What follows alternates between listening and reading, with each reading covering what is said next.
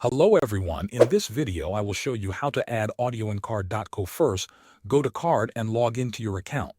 Once you are logged in, open the site you want to edit. This will take you to the editor screen where you can make changes to your page. Now, look for the plus button labeled Add Element. Click on it. A list of elements will appear. From this list, select the audio option.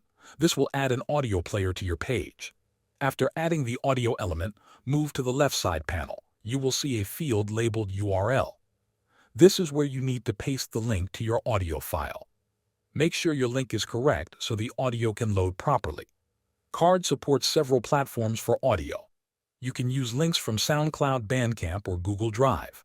If you are using Google Drive, check that your file sharing is set to public or anyone with the link.